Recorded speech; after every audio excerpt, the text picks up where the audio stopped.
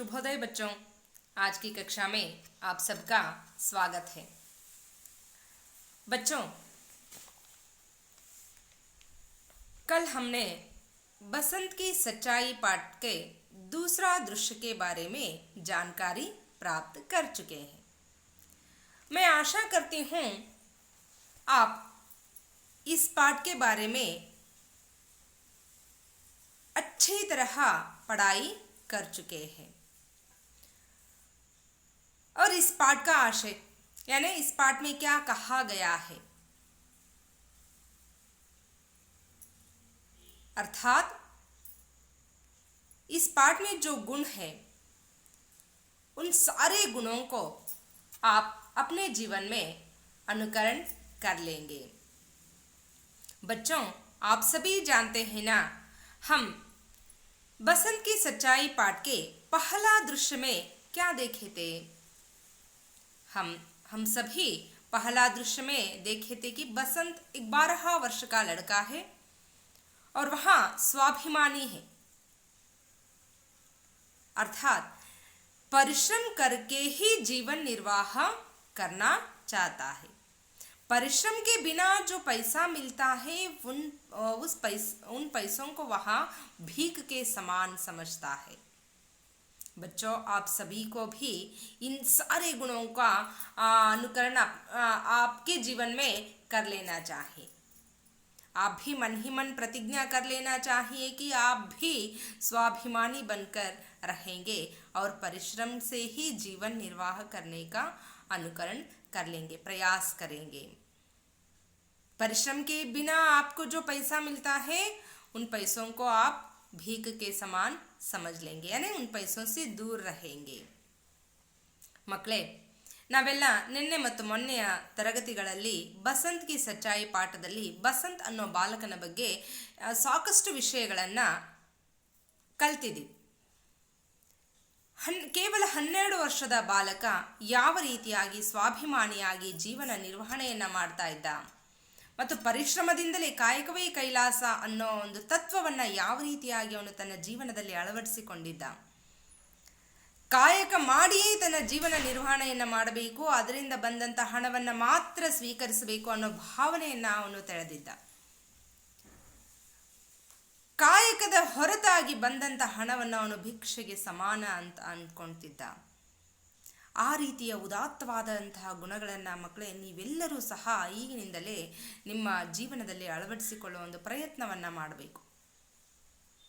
ಆ ಭಗವಂತನ ಹತ್ರ ಪ್ರಾರ್ಥನೆ ಮಾಡೋದೇನಪ್ಪ ಅಂದರೆ, ತಾವೆಲ್ಲರೂ ಸಹ ಇದೇ ರೀತಿಯಾಗಿ ಸ್ವಾಭಿಮಾನಿಗಳಾಗಿ ಕಾಯಕದ ತತ್ವವನ್ನು ನಿಮ್ಮ ಜೀವನದಲ್ಲಿ ಅಳವಡಿಸಿಕೊಂಡು ಪರಿಶ್ರಮ ಪಟ್ಟು ಜೀವನ ನಿರ್ವಹಣೆಯನ್ನು ಮಾಡುವಂತಹ ಒಂದು ಕಲೆಯನ್ನು, ಆ ಒಂದು ತತ್ವವನ್ನು ನಿಮ್ಮ ಜೀವನದಲ್ಲಿ ಅಳವಡಿಸಿಕೊಂಡು ಯಶಸ್ವಿಗಳಾಗಬೇಕು ಅನ್ನೋದೇ ನನ್ನ ಹೆಬ್ಬಯಕೆ. ಇದು ಪಾಠದ ಮೊದಲನೇ ದೃಶ್ಯದಲ್ಲಿ ನೋಡಿರುವಂತಹ ಒಂದು ಘಟನೆ. ಆ ಬಾಲಕ ಒಬ್ಬ ವ್ಯಕ್ತಿ, ಕಾರ್ಮಿಕರ ನಾಯಕರಾಗಿರುವಂತಹ ಪಂಡಿತ್ ರಾಜ್ಕಿಶೋರ್ ಅನ್ನೋ ವ್ಯಕ್ತಿ ನೀಡಿರುವಂತಹ 1 ರೂಪಾಯಿ ನೋಟನ್ನು ಚಿಲ್ಲರೆ ಮಾಡಿಸಿಕೊಂಡು ಬರೋದಕ್ಕಾಗಿ ಹೋಗಿ ಅಲ್ಲಿ ವಾಹನ ದುರ್ಘಟನೆಗೆ ಒಳಗಾಗಿದ್ದ.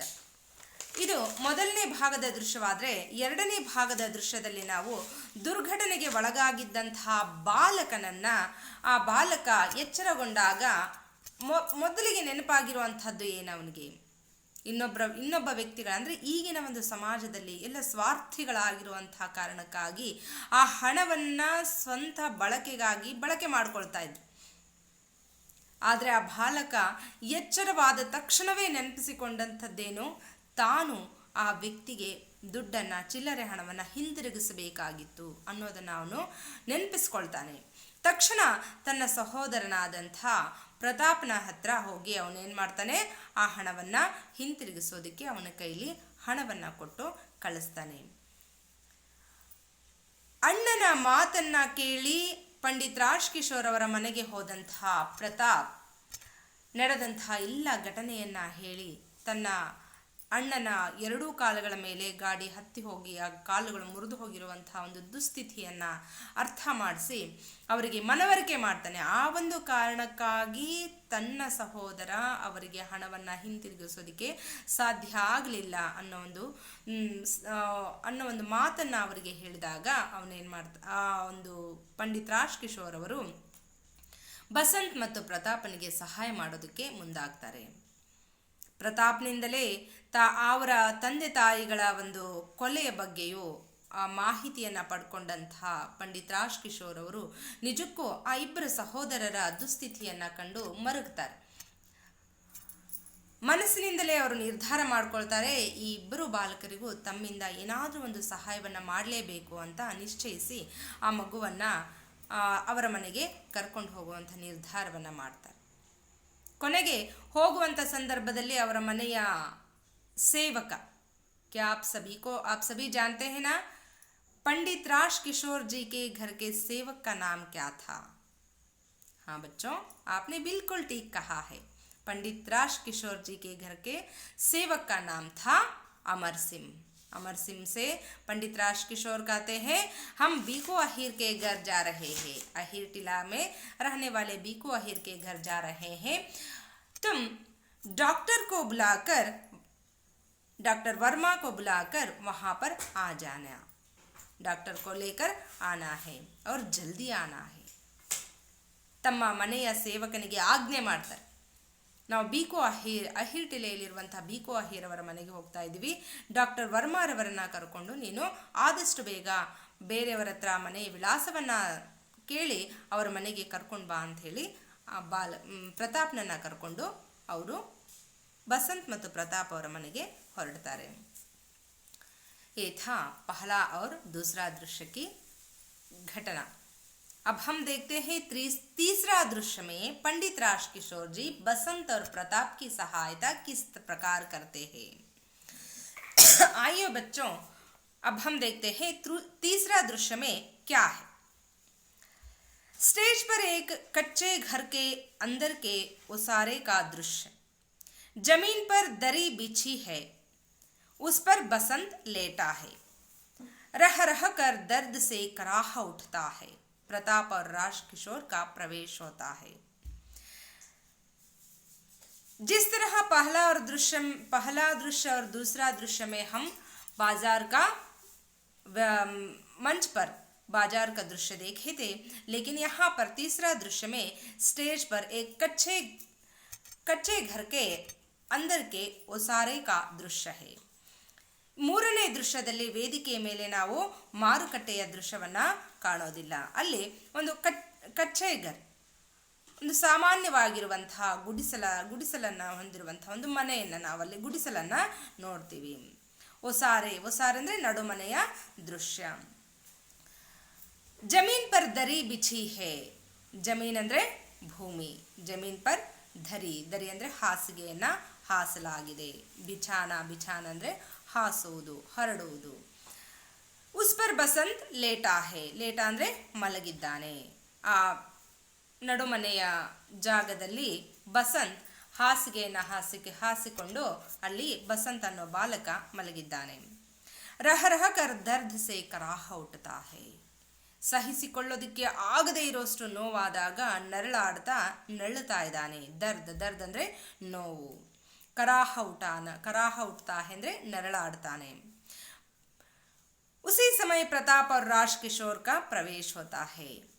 ನೋವಿನಿಂದ ನರಳಾಡ್ತಾ ಇರುವಂತಹ ನರಳಾಟದ ಶಬ್ದವನ್ನು ಕೇಳಿಸ್ಕೊಳ್ತಾ ಪಂಡಿತ್ ರಾಜ್ ಕಿಶೋರ್ ಮತ್ತು ಪ್ರತಾಪ್ ಮನೆಯೊಳಗಡೆ ಪ್ರವೇಶವನ್ನು ಮಾಡ್ತಾರೆ. ಪ್ರತಾಪ್ ಯಹಾ ರಹಾ ಸಾಹಬ್.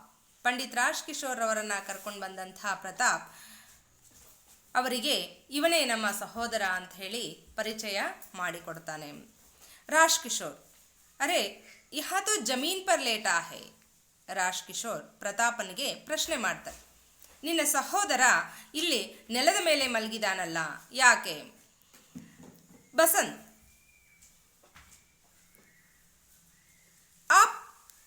ಆಪ್ ಆಯೇ ಹೇ. ಬಸಂತ್ ತಕ್ಷಣವೇ ರಾಜ್ ಕಿಶೋರ್ ಅವರನ್ನು ಕಂಡು ದಿಗ್ಭ್ರಾಂತಗೊಳ್ತಾನೆ. ಚಕಿತಗೊಂಡು ತಕ್ಷಣವೇ ಆ ಹಾಸಿಗೆಯಿಂದ ಎದ್ದು ಅವರನ್ನ ಮಾತನಾಡಿಸುವಂಥ ಪ್ರಯತ್ನವನ್ನ ಮಾಡ್ತಾನೆ. ನೀವ ಬಂದಿರೋದು ಸ್ವಾಮಿ ಅಂತ ಕೇಳ್ತಾನೆ. ರಾಜ್ ಕಿಶೋರ್, ಕಹಾ ಚೋಟ್ ಲಗಿ ಹೇ ಬೇಟಾ ದೇಖು.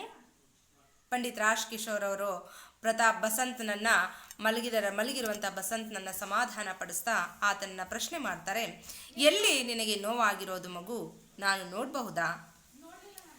ರಾಜ್ ಕಿಶೋರ್ ಪಾಸ್ ಆಕರ್ ಟಾಂಗ್ ದೇಖತೆ ಹೇ. ಟಾಂಗ್ ಈ ಪದದ ಅರ್ಥ ಕಾಲು.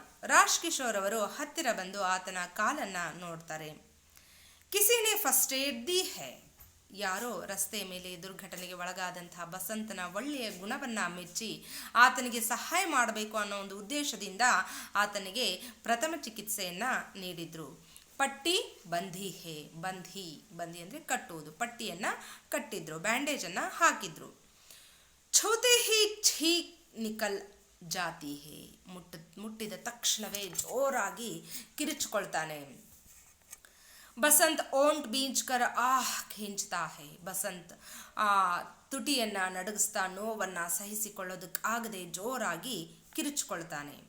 ಬಸಂತ್, ಓಹೋ.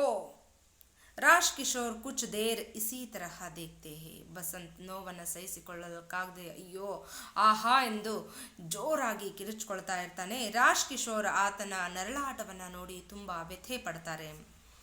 ರಾಜ್ ಕಿಶೋರ್, ನಹಿ ನಹಿ ಘಬರಾವೋ ನಹಿ. ಆತನ ಕಾಲನ್ನು ಮುಟ್ಟಿದಾಗ, ರಾಜ್ ಕಿಶೋರ್ ಅವರು ಆತನ ಕಾಲನ್ನು ಮುಟ್ಟಿದಾಗ, ಅಯ್ಯೋ ನನ್ನ ಕಾಲನ್ನು ಮುಟ್ಟಬೇಡಿ, ತುಂಬ ನೋವಾಗ್ತಾ ಇದೆ ಅಂತ ಅಯ್ಯೋ ನೋವು ಅಂತ ಹೇಳಿ ಜೋರಾಗಿ ಕಿರಿಚಿಕೊಳ್ತಾ ಇರ್ತಾನೆ. ಆಗ ರಾಜ್ ಕಿಶೋರ್ ಅವರು ಆತನನ್ನು ಸಮಾಧಾನ ಪಡಿಸ್ತಾ, ಇಲ್ಲ ಮಗು, ಹೆದರಬೇಡ. ಮೈ ಮೋಟರ್ ಸೇ ಟಕರಾ ಗಯಾ ಥಾ. ನೋವನ್ನ ಸಹಿಸಿಕೊಳ್ತಾ ನರಳುತ್ತಾ ಅಯ್ಯೋ ನನ್ನ ಕಾಲು ಮುರಿದೋಯ್ತು ಅಂತ ಹೇಳಿ ನರಳಾಡ್ತಾ ಅವನು ರಾಜ್ ಕಿಶೋರ್ ಅವ್ರಿಗೆ ಹೇಳ್ತಾನೆ, ನಾನು ಮೋಟರ್ಗೆ ಡಿಕ್ಕಿ ಹೊಡೆದು ಕೆಳಗಡೆ ಬಿದ್ದುಬಿಟ್ಟೆ. ಆ ಮೋಟರ್ ನನ್ನ ಕಾಲಿನ ಮೇಲೆ, ಎರಡೂ ಕಾಲುಗಳ ಮೇಲೆ ಹತ್ತಿ ಹೊರಟು ಹೋಯಿತು. ಇಸಿಲಿಯೇ ತಬ್ ಆಪ್ಕೆ ಪೈಸೆ ನ ಲೌಟಾ ಸಕಾ. ಈ ಕಾರಣದಿಂದಲೇ ನಾನು ನಿಮ್ಮ ದುಡ್ಡನ್ನು ಹಿಂತಿರುಗಿಸೋದಕ್ಕೆ ಸಾಧ್ಯನೇ ಆಗಲಿಲ್ಲ. राज किशोर, उस बात की चिंता न करो बेटा, मैंने डॉक्टर को बुलवाया है, तुम ठीक हो जाओगे. ರಾಜ್ ಕಿಶೋರ್ ಆತನನ್ನ ಸಮಾಧಾನ ಪಡಿಸ್ತಾ ಹೇಳ್ತಾರೆ, ಉಸ್ ಬಾತ್ ಕಿ ಚಿಂತಾ ನ ಕರೋ ಬೇಟಾ. ಅಂದ್ರೆ ಆ ಹಣವನ್ನ ಹಿಂತಿರುಗಿಸ್ಬೇಕು ಅನ್ನೋ ವಿಷಯವನ್ನ ನೀನು ನೆನಪಿಸ್ಕೊಳ್ಬೇಡ, ಆ ವಿಷಯವನ್ನ ಮರ್ತು ಬಿಡು, ಅದ್ರ ಬಗ್ಗೆ ಚಿಂತೆ ಮಾಡಬೇಡ. ನಾನು ಡಾಕ್ಟರನ್ನ ಕರೆಸಿದ್ದೀನಿ, ನೀನು ತುಂಬ ಬೇಗ ಗುಣವಾಗ್ತೀಯ ಮಗು ಅಂತ ಹೇಳಿ ಆತನನ್ನ ಸಂತೈಸ್ತಾರೆ, ಸಮಾಧಾನ ಮಾಡ್ತಾರೆ. ಡಾಕ್ಟರ್ ಕೋ ಬುಲ್ವಾಯಾ ಹೇ. ಬಸಂತ್ ಕಾತಾ ಹೇ ಡಾಕ್ಟರ್ ಕೋ ಬುಲ್ವಾಯಾ ಹೇ. ಬಸಂತ್ ಕೇಳ್ತಾನೆ, ಡಾಕ್ಟರನ್ನ ಕರೆಸಿದ್ದೀರಾ? ಹಾಗಂತ ಕೇಳ್ತಾನೆ ಡಾಕ್ಟರ್ ಒಳಗಡೆ ಪ್ರವೇಶ ಮಾಡ್ತಾರೆ. ಡಾಕ್ಟರ್, ಹೆಲೋ पंडित जी, मैंने इसे बाजार में देखा है. ಡಾಕ್ಟರ್ ಸಹ ಹೇಳ್ತಾರೆ, ನಮಸ್ತೆ ಪಂಡಿತರೇ, ನಾನು ಈ ಮಗುವನ್ನ ಮಾರುಕಟ್ಟೆಯಲ್ಲಿ ನೋಡಿದ್ದೀನಿ. ರಾಜ್ ಕಿಶೋರ್, ಜಿ ಹಾ ಜರಾ ದೇಖಿಯೇ ಥೋ. ಹೌದು ಸ್ವಾಮಿ, ಅದೇ ಬಾಲಕ ಇವನು, ಸ್ವಲ್ಪ ನೋಡಿ. डॉक्टर पैर देखते हैं, बसंत जोर से ओंठ भींचता है. प्रताप की आंखों में आंसू झरते हैं. वहाँ कभी भाई को देखता है और कभी डॉक्टर को. राज किशोर उत्सुकता से पूछते हैं. ಡಾಕ್ಟರ್ ಪೈರ್ ದೇಖ್ತೆ ಹೇ. ಡಾಕ್ಟರ್ ಬಂದು ಆತನ ಕಾಲುಗಳನ್ನು ಮುಟ್ಟಿ ನೋಡ್ತಾರೆ. ಡಾಕ್ಟರ್ ಕಾಲುಗಳನ್ನು ಮುಟ್ಟಿದ ತಕ್ಷಣವೇ ಬಸಂತ್ ಜೋರ್ ಸೆ ಓಂಟ್ ಬೀಂಚ್ತಾ ಹೇ ಅವ್ರ ಕರಾಹ ಉಟ್ತಾ ಹೇ. ಜೋರಾಗಿ ತನ್ನ ತುಟಿಗಳನ್ನು ನಡಗಿಸ್ತಾ ಜೋರಾಗಿ ಅಯ್ಯೋ ನನ್ನ ಕಾಲು ಅಂತ ಹೇಳಿ ಜೋರಾಗಿ ಕಿರಿಚ್ಕೊಳ್ತಾನೆ. ಪ್ರತಾಪ್ ಕಿ ಆಂಖೋ ಮೇ ಆಸು ಝರತೆ ಹೇ. ಝರ್ನಾ ಅಂದ್ರೆ ಸುರಿಯುವುದು. ಪ್ರತಾಪ್ನ ಕಣ್ಣುಗಳಲ್ಲೂ ಸಹ ಬಸಂತನ ನೋವನ್ನ, ಆತನ ನರಳಾಟವನ್ನ ನೋಡಿ ಪ್ರತಾಪ್ನ ಕಣ್ಣಲ್ಲೂ ಸಹ ನೀರು ಸುರಿಯೋದಕ್ಕೆ ಪ್ರಾರಂಭ ಆಗುತ್ತೆ.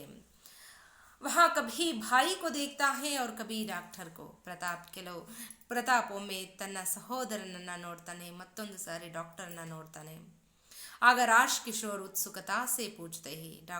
ಡಾಕ್ಟರ್ ಅವರು, ರಾಜ್ ಕಿಶೋರ್ ಅವರು ಕುತೂಹಲದಿಂದ ಏನಾಗಿರಬಹುದು ಅನ್ನೋ ಒಂದು ಕುತೂಹಲದಿಂದ ಡಾಕ್ಟರನ್ನ ಪ್ರಶ್ನೆ ಮಾಡ್ತಾರೆ.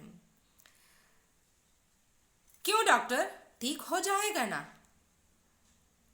ಹೇಳಿ ಡಾಕ್ಟ್ರೇ, ಇವನು ಸರಿಯಾಗ್ತಾನಲ್ವಾ? ಎರಡೂ ಕಾಲುಗಳು ಮೊದಲಿನಂತ ಆಗ್ತವಲ್ವಾ? ಡಾಕ್ಟರ್, पंडित जी ऐसा लगता है कि पैर की हड्डी टूट गई है. ಅವರು ಗಂಭೀರವಾಗಿ ಆತನ ಕಾಲನ್ನು ಪರೀಕ್ಷೆ ಮಾಡ್ತಾ ರಾಜ್ ಕಿಶೋರ್ ಅವ್ರಿಗೆ ಹೇಳ್ತಾರೆ, ಬಹುಶಃ ಈತನ ಕಾಲಿನ ಒಂದು ಎಲುಬು ಕಟ್ಟಾಗಿರುವ ಸಂಭಾವ್ಯಗಳು ಜಾಸ್ತಿ ಆಗಿದ್ದಾವೆ. ಸ್ಕ್ರೀನ್ ಕರ್ಕೆ ದೇಖ್ನಾ ಹೋಗಾ, ಸ್ಕ್ರೀನ್ ಅಂದರೆ ಸ್ಕ್ಯಾನ್ ಮಾಡಿ ನೋಡಬೇಕಾಗಬಹುದು. ದೂಸರಾ ಪೈರ್ ಟೀಕ್ ಹೈ ಪರ್ ಇಸೆ ಅಭಿ ಅಸ್ಪತಾಲ್ ಲೇ ಜಾನಾ ಚಾಹಿಯೆ.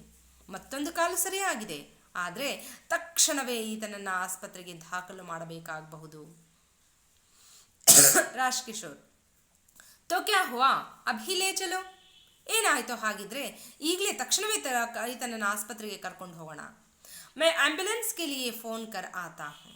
ನಾನು ಆಂಬ್ಯುಲೆನ್ಸ್ ಬರೋದಕ್ಕೆ ಫೋನ್ ಮಾಡಿ ಬರ್ತೀನಿ. ಈತನನ್ನು ತಕ್ಷಣ ನಾವು ಆಸ್ಪತ್ರೆಗೆ ಕರ್ಕೊಂಡು ಹೋಗೋಣ. ಅದರ ಎಲ್ಲ ವ್ಯವಸ್ಥೆಯನ್ನು ನಾನು ಮಾಡ್ತೀನಿ. ಆಸ್ಪತ್ರೆಗೆ ಆಗುವಂಥ ಖರ್ಚನ್ನೆಲ್ಲವನ್ನು ನಾನು ನೋಡ್ಕೊಳ್ತೀನಿ ಅಂತ ಡಾಕ್ಟರ್ಗೆ ರಾಜ್ ಕಿಶೋರ್ ಅವರು ಹೇಳ್ತಾರೆ. ಡಾಕ್ಟರ್, ಜಿ ಹಾ ಕರ್ ಆಯೆ, ಮೈ ತಬ್ ತಕ್ ಇಂಜೆಕ್ಷನ್ ಲಗಾತಾ ಹೂಂ. ಹೋ, ಹಾಗಿದ್ರೆ ಸರಿ, ನೀವು ತಕ್ಷಣವೇ ಆಂಬ್ಯುಲೆನ್ಸ್ಗೆ ಫೋನ್ ಮಾಡಿ ಬನ್ನಿ, ನಾನು ಅಲ್ಲಿವರೆಗೂ ಈತನಿಗೆ ಇಂಜೆಕ್ಷನ್ ಮಾಡ್ತೀನಿ ಅಂತ ಹೇಳಿ ರಾಜ್ ಕಿಶೋರ್ ಅವರನ್ನು ಆಂಬ್ಯುಲೆನ್ಸ್ಗೆ ಫೋನ್ ಮಾಡೋದಕ್ಕೆ ಕಳಿಸಿಕೊಡ್ತಾರೆ. बसंत आंखें खोलकर, आप क्या कर रहे हैं, मैं गरीब हूँ. ಪಂಡಿತ್ ರಾಜ್ ಕಿಶೋರ್ ಅವರ ವ್ಯವಹಾರವನ್ನು, ಇವರ ಜೊತೆ ನಡ್ಕೊಳ್ತಾ ಇರುವಂಥ ನಡವಳಿಕೆಯನ್ನು ನೋಡಿ ನಿಜಕ್ಕೂ ಬಸಂತ್ ದಿಗ್ಭ್ರಾಂತನಾಗ್ತಾನೆ. ಅವನು ತನ್ನ ಕಣ್ಣುಗಳೆರಡನ್ನ ತೆಗೆದು ಡಾಕ್ಟರ್ನ ಪ್ರಶ್ನೆ ಮಾಡ್ತಾನೆ, ನೀವೇನು ಮಾಡ್ತಾ ಇದ್ದೀರಾ ಡಾಕ್ಟ್ರೇ, ನಾನು ತುಂಬ ಬಡವನಿದ್ದೇನೆ. ಈ ರೀತಿಯಾಗಿ ಬಸಂತ್ ಡಾಕ್ಟರನ್ನ ಪ್ರಶ್ನೆ ಮಾಡ್ತಾರೆ. ರಾಜ್ ಕಿಶೋರ್ हंसते हुए बसंत से कहते हैं, तुम चिंता मत करो बेटा, बस चुपचाप लेटे रहो. ನಗ್ತಾ ಆತನ ಮಾತುಗಳನ್ನು ಕೇಳಿ ನಗ್ತಾರೆ. ಬಸಂತ್ನ ಮಾತುಗಳನ್ನು ಕೇಳಿ ಪಂಡಿತ್ ರಾಜ್ ಕಿಶೋರ್ ಜಿ ಅವರು ನಗ್ತಾರೆ. ಯಾಕಪ್ಪ ಅಂದರೆ ಬಸಂತ್ ಹೇಳ್ತಾನೆ, ಅಯ್ಯೋ ಡಾಕ್ಟ್ರೇ, ನೀವೇನು ಮಾಡ್ತಾ ಇದ್ದೀರಾ, ನೀವು ಇಂಜೆಕ್ಷನ್ ಮಾಡ್ತೀನಿ ಅಂತ ಹೇಳ್ತಾ ಇದ್ದೀರಾ, ಆದರೆ ನಾನು ತುಂಬ ಬಡವನಾಗಿದ್ದೇನೆ. ಪ್ರತಿನಿತ್ಯದ ಊಟಕ್ಕಾಗಿಯೂ ಸಹ ನಾನು ಆ ದಿನ ದುಡಿದ್ರೆ ಮಾತ್ರ ನನಗೆ ಊಟ. ಒಂದು ದಿನ ನಾನು ಮನೆಯಲ್ಲಿದ್ದೆ ಅಂದರೆ ನನಗೆ ಊಟ ಮಾಡೋದಕ್ಕೂ ಸಹ ಹಣ ಇಲ್ಲ. ಅಂಥದ್ರಲ್ಲಿ ನೀವು ನನಗೆ ಚಿಕಿತ್ಸೆಯನ್ನು ಕೊಡ್ತಾ ಇದ್ದೀರಾ, ಇಂಜೆಕ್ಷನ್ ಮಾಡ್ತಾ ಇದ್ದೀರಾ, ಇದೆಲ್ಲದಕ್ಕೂ ನಿಮಗೆ ಕೊಡೋದಕ್ಕೆ ಹಣ ನನ್ನ ಬಳಿ ಇಲ್ಲ ಅನ್ನೋ ಒಂದು ಅರ್ಥದಲ್ಲಿ ಅವನು ಡಾಕ್ಟರ್ಗೆ ಹೇಳ್ತಾನೆ, ಡಾಕ್ಟ್ರೇ ನೀವೇನು ಮಾಡ್ತಾ ಇದ್ದೀರಾ, ನಾನು ತುಂಬ ಬಡವ. ಆಗ ಆತನ ಸ್ಥಿತಿಯನ್ನು ಕಂಡು ಆತನ ಭಾವನೆಯನ್ನು ಅರ್ಥೈಸಿಕೊಂಡಂಥ ಪಂಡಿತ್ ರಾಜ್ ಕಿಶೋರ್ ಅವರು ನಗ್ನಗ್ತಾ ಬಸಂತನನ್ನು ಸಮಾಧಾನ ಮಾಡ್ತಾರೆ, ಸಂತೈಸ್ತಾರೆ. ಅವನಿಗೆ ಹೇಳ್ತಾರೆ, ತುಮ್ ಚಿಂತಾ ಮತ್ ಕರೋ, ನೀನು ಚಿಂತೆ ಮಾಡಬೇಡ, ಬಸ್ ಚುಪ್ ಚಾಪ್ ಲೇಟೇ ರಹೋ ಬೇಟಾ. ಆದರೆ ಇದ್ರ ಬಗ್ಗೆ ಚಿಂತೆ ಮಾಡಬೇಡ ಮಗು, ನೀನು ಸುಮ್ಮನೆ ನಿಶ್ಚಿಂತೆಯಿಂದ ಮಲ್ಕೋ, ನೀನು ರೆಸ್ಟ್ ತಗೋ, ವಿಶ್ರಾಂತಿ ತಗೋ ಅಂತ ಹೇಳ್ತಾರೆ. डॉक्टर साहब, जब तक मैं नहीं आता आप यहीं रहे, इसे बचाना ही होगा. ಬಸಂತನನ್ನು ಸಂತೈಸಿದಂಥ ಪಂಡಿತ್ ರಾಜ್ ಕಿಶೋರ್ ಅವರು ಡಾಕ್ಟರ್ಗೂ ಸಹ ಒಂದು ಮಾತನ್ನು ಹೇಳ್ತಾರೆ. ಡಾಕ್ಟರ್ ಸಾಹೇಬ್ರೆ, ಜಬ್ ತಕ್ ಮೈ ನಹಿ ಆತಾ ಆಪ್ ಯಹಿ ರಹೆ. ನಾನು ಆಂಬ್ಯುಲೆನ್ಸ್ಗೆ ಫೋನ್ ಮಾಡಿ ಬರುವವರೆಗೂ ಸಹ ನೀವು ಇಲ್ಲಿಯೇ ಇರಿ, ಈತನ ಬಳಿಯೇ ಇರಿ. ಇಸೆ ಬಚಾನಾ ಹಿ ಹೋಗಾ, ಈತನನ್ನು ನಾವು ಕಾಪಾಡಲೇಬೇಕು. ಯಹ ಗರೀಬ್ ಹೇ ಪರ್ ಇಸ್ಮೇ ದುರ್ಲಭ ಗುಣ ಹೇ. ಈತ ಬಡವನಿರಬಹುದು, ಆದರೆ ಈತನಲ್ಲಿ ಒಂದು ಅಮೂಲ್ಯವಾಗಿರುವಂತಹ, ಬೆಲೆ ಕಟ್ಟೋದಕ್ಕೆ ಸಾಧ್ಯವೇ ಆಗಿರುವಂತಹ, ದುರ್ಲಭವಾಗಿರುವಂತಹ ಒಂದು ಗುಣ ಇದೆ, ವಿಶೇಷವಾಗಿರುವಂತಹ ಒಂದು ಗುಣ ಇದೆ. ಏನಪ್ಪ ಅಂದರೆ ಇಮಾನ್ದಾರ್ ಹೇ. ಇವನು ಇಮಾನ್ದಾರ್ ಅಂದರೆ ಪ್ರಾಮಾಣಿಕ, ಇವನು ಪ್ರಾಮಾಣಿಕನಾಗಿದ್ದಾನೆ. ನೋಡಿ ಮಕ್ಕಳೇ, ಇಲ್ಲಿ ಒಂದು ಅಂಶವನ್ನು ನೀವು ಅರ್ಥ ಮಾಡಿಕೊಳ್ಳೇಬೇಕು. ಯಾವ ರೀತಿಯಾಗಿ ಸತ್ಯಕ್ಕೆ ಸಾವಿಲ್ಲ, ಸುಳ್ಳಿಗೆ ಸುಖವಿಲ್ಲ ಅಂತ ಹೇಳ್ತಾರೋ ಅದೇ ರೀತಿಯಾಗಿ ಪ್ರಾಮಾಣಿಕತೆಗೆ ಬೆಲೆ ಇದ್ದೇ ಇರುತ್ತೆ.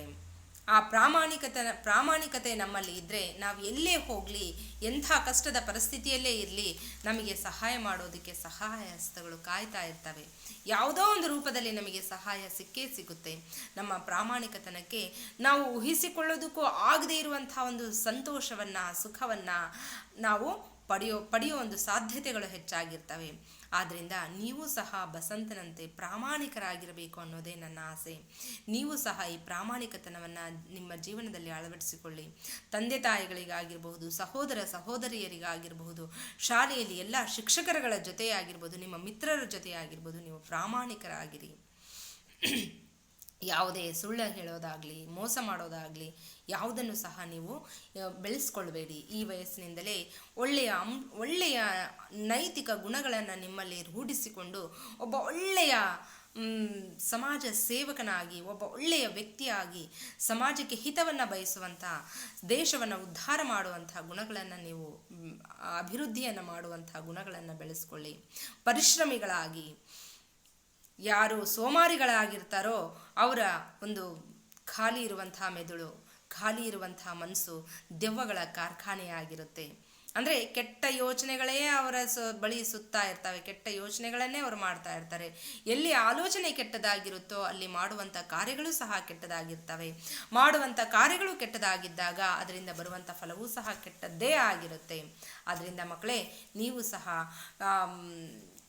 ಒಳ್ಳೆಯ ಗುಣಗಳನ್ನು ಬೆಳೆಸ್ಕೊಂಡು ಪರಿಶ್ರಮಿಗಳಾಗಿ ನಿರಂತರವಾಗಿ ಕೆಲಸವನ್ನು ಮಾಡ್ತಾನೇ ಇರಿ. ಯಾವ ರೀತಿಯಾಗಿ ಸೈಕಲನ್ನು ಬಳಕೆ ಮಾಡ್ದೇ ನಾವು ಒಂದು ಹತ್ರ ಇಟ್ಟರೆ ಯಾವ ರೀತಿಯಾಗಿ ತುಕ್ಕು ಹಿಡಿದು ಹೋಗುತ್ತೋ ಅದೇ ರೀತಿಯಾಗಿ ನಮ್ಮ ಮೆದುಳು, ನಮ್ಮ ಮನಸ್ಸು ಸಹ, ನಮ್ಮ ಮೆದುಳಿಗಾಗಲಿ, ನಮ್ಮ ಮನಸ್ಸಿಗಾಗಲಿ, ನಮ್ಮ ದೇಹಕ್ಕಾಗಲಿ ನಾವು ಕೆಲಸವನ್ನು ಕೊಡದೇ ಇದ್ದರೆ ನಮ್ಮ ದೇಹ, ನಮ್ಮ ಮನಸ್ಸು, ನಮ್ಮ ಮೆದುಳು ಸಹ ಸೈಕಲ್ ಥರ ತುಕ್ಕು ಹಿಡಿದು ಹೋಗಿ ಕೆಲಸಕ್ಕೆ ಬಾರದೇ ಇರುವಂಥದ್ದಾಗಬಹುದು. ನಾವು ಸಹ ಸಮಾಜದಿಂದ ದೂರ ಉಳಿಬಹುದು. ಎಲ್ಲರಿಗೂ ಬೇಡದೇ ಇರುವಂತಹ ವ್ಯಕ್ತಿಗಳಾಗಿ ನೋವನ್ನು ಅನುಭವಿಸುವಂಥ ಪರಿಸ್ಥಿತಿಗಳು ಎದುರಾಗಬಹುದು. ಆದ್ದರಿಂದ ಅಂಥ ಪರಿಸ್ಥಿತಿ ನಿಮಗೆ ಯಾರಿಗೂ ಬರದೇ ಇರಲಿ ಅಂತ ಭಗವಂತನಲ್ಲಿ ಪ್ರಾರ್ಥಿಸ್ತಾಯಿನಿ. ನೀವು ಸಹ ಒಳ್ಳೆಯ ವ್ಯಕ್ತಿಗಳಾಗಿ, ಸದಾ ಪರಿಶ್ರಮಿಗಳಾಗಿ, ಕಾಯಕವೇ ಕೈಲಾಸ ಅನ್ನೋ ಬಸವಣ್ಣನವರ ತತ್ವವನ್ನು ನೀವು ನಿಮ್ಮ ಜೀವನದಲ್ಲಿ ಅಳವಡಿಸಿಕೊಂಡು ಉತ್ತಮ ವ್ಯಕ್ತಿಗಳಾಗಿ, ನೀವೇನು ಆಸೆಗಳನ್ನು ಕಟ್ಕೊಂಡಿದ್ರೋ, ಏನು ಗುರಿಯನ್ನು ಇಟ್ಕೊಂಡಿದ್ರೋ ಎಲ್ಲ ಗುರಿಯನ್ನು ತಲುಪಿ, ಎಲ್ಲ ಆಸೆಗಳು ಈಡೇರಿ ಯಶಸ್ವಿ ವ್ಯಕ್ತಿಗಳಾಗಿ ಸಮಾಜದಲ್ಲಿ ಕೀರ್ತಿವಂತರಾಗಿ ಮೆರಿಬೇಕು ಅಂತ ಆ ಭಗವಂತನ ಹತ್ರ ಮತ್ತೊಮ್ಮೆ ಪ್ರಾರ್ಥಿಸ್ಕೊಳ್ತಾ ಇದ್ದೀನಿ. ಪಂಡಿತ್ ರಾಜ್ ಕಿಶೋರ್ ಅವರು ಸಹ ಡಾಕ್ಟರ್ಗೆ ಹೇಳ್ತಾರೆ, ಇವನೊಬ್ಬ ಪ್ರಾಮಾಣಿಕ ವ್ಯಕ್ತಿ, ಈತ ಬಡವನಿರಬಹುದು, ಆದರೆ ಈತನಲ್ಲಿ ಬೆಲೆ ಕಟ್ಟಲಿಕ್ಕೆ ಆಗದೆ ಇರುವಂತಹ ಒಂದು ವಿಶೇಷವಾದಂತಹ ಗುಣ ಇದೆ, ಅದೇ ಪ್ರಾಮಾಣಿಕತನ. ಈತನನ್ನು ನಾವು ಕಾಪಾಡಲೇಬೇಕು ಅಂತ ಹೇಳಿ ಡಾಕ್ಟರ್ ಹತ್ರ ಮಾತಾಡ್ತಾರೆ. डॉक्टर प्रताप की सहायता से इंजेक्शन तैयार करते हैं. ಪ್ರತಾಪ್ನ ಸಹಾಯದಿಂದ ಡಾಕ್ಟರ್ ಇಂಜೆಕ್ಷನ್ನ ರೆಡಿ ಮಾಡ್ಕೊಳ್ತಾರೆ. ಬಸಂತ್ ಆಂಕೆ ಬಂದ್ ಕರ್ ಲೇತಾ ಹೈ. ಬಸಂತನ ಎರಡೂ ಕಣ್ಣುಗಳನ್ನು ಮುಚ್ಕೊಳ್ತಾನೆ. ಕ್ಷಣ ಭರ್ ಕೆ ಲಿಯೆ ಉಸ್ಕೆ ಮುಖ ಪರ್ ಶಾಂತಿ ಔರ್ ಕೃತಜ್ಞತಾ ಉಭರ ಆತಿ ಹೈ. ಒಂದು ಕ್ಷಣಕ್ಕೆ ಆತನ ಮುಖದಲ್ಲಿ ಶಾಂತಿ ಮತ್ತು ಪಂಡಿತ್ ರಾಜ್ ಕಿಶೋರ್ ಅವರ ಬಗ್ಗೆ ಕೃತಜ್ಞತೆಯ ಭಾವನೆ ಆತನ ಮುಖದಲ್ಲಿ ಕಾಣಿಸುತ್ತೆ. डॉक्टर इंजेक्शन लगाते हैं. बसंत ओंठ भींचता है. प्रताप भाई का सिर थामता है और पर्दा गिरता जाता है. ಡಾಕ್ಟರ್ ಇಂಜೆಕ್ಷನನ್ನು ಮಾಡ್ತಾರೆ. ಬಸಂತ್ ತನ್ನ ನೋವನ್ನು ಸಹಿಸಿಕೊಳ್ಳೋದಕ್ಕೆ ಆಗದೇ ತನ್ನ ತುಟಿಗಳನ್ನು ನಡೆಸ್ತಾ ಜೋರಾಗಿ ತನ್ನ ತಮ್ಮನ ಕೈಯನ್ನು ಹಿಡ್ಕೊಂಡು ಜೋರಾಗಿ ಕಿರುಚ್ತಾನೆ. ಪ್ರತಾಪ್ ಭಾಯಿ ಕಾ ಸಿರ್ ಥಾಮ್ತಾ ಹೇ. ಪ್ರತಾಪ್ ತನ್ನ ಸಹೋದರನ ಕೈಯನ್ನು ಹಿಡ್ಕೊಂಡು ಒಂದು ಕೈಯಿಂದ ತಲೆಯನ್ನು ನೇವರಿಸ್ತಾನೆ. ಅವ್ರ ಪರದಾಗಿರ್ತಾ ಹೇ. ಆ್ಯಂಬುಲೆನ್ಸ್ ಬರುತ್ತೆ. ಆ್ಯಂಬುಲೆನ್ಸ್ನಲ್ಲಿ ಆತನನ್ನು ಕರ್ಕೊಂಡು ಹೋಗಿ ಒಳ್ಳೆಯ ಚಿಕಿತ್ಸೆಯನ್ನು ಪಂಡಿತ್ ರಾಜ್ ಕಿಶೋರ್ ಅವರು ಆ ಬಸಂತನಿಗೆ ಒಳ್ಳೆಯ ಚಿಕಿತ್ಸೆಯನ್ನು ಕೊಡಿಸ್ತಾರೆ. ಹಾಗೂ ಮುಂದಿನ ಭವಿಷ್ಯಕ್ಕಾಗಿ ಅವರಿಗೆ ಒಳ್ಳೆಯ ವಿದ್ಯಾಭ್ಯಾಸದ ಅನುಕೂಲತೆಯನ್ನು ಪಂಡಿತ್ ರಾಜ್ ಕಿಶೋರ್ ಅವರು ಮಾಡಿಕೊಡ್ತಾರೆ. ಹೀಗೆ ಪಂಡಿತ್ ರಾಜ್ ಕಿಶೋರ್ ಅವರ ಸಹಾಯವನ್ನು ಪಡ್ಕೊಂಡಂಥ ಬಸಂತ್ ಮತ್ತು ಪ್ರತಾಪ್ ಇಬ್ಬರು ಪ್ರಾಮಾಣಿಕತನ ಅನ್ನೋ ಒಂದು ಒಳ್ಳೆಯ ಗುಣವನ್ನು ಪರಿಶ್ರಮ ಕಾಯಕವೇ ಕೈಲಾಸ ಅನ್ನೋ ಒಂದು ಅಂಶವನ್ನು ಅವರು ಅಳವಡಿಸಿಕೊಂಡಿದ್ದರಿಂದ, ಪ್ರಾಮಾಣಿಕತನ ಅನ್ನೋ ಒಂದು ಗುಣ ಇದ್ದಿದ್ದರಿಂದ ಪಂಡಿತ್ ರಾಜ್ ಕಿಶೋರಿಂದ ಅವರು ಸಹಾಯವನ್ನು ಪಡ್ಕೊಂಡು ಮುಂದೆ ಸಮಾಜದಲ್ಲಿ ಒಳ್ಳೆಯ ವ್ಯಕ್ತಿಗಳಾಗಿ ಬಾಳ್ತಾರೆ. ತೋ ಯೇ ಥಾ ಬಸಂತ್ ಕಿ ಸಚ್ಚಾಯಿ ಪಾಠ. ಮಕ್ಕಳೇ, ನೀವೆಲ್ಲರಿಗೂ ಈ ಪಾಠ ತುಂಬ ಚೆನ್ನಾಗಿ ಅರ್ಥ ಆಗಿದೆ ಅಂದ್ಕೊಂಡಿದ್ದೀನಿ. ಈ ಪಾಠದ ಪ್ರತಿಯೊಂದು ಪ್ರಶ್ನೆಗಳು ಸಹ ಪರೀಕ್ಷೆಗೆ ತುಂಬ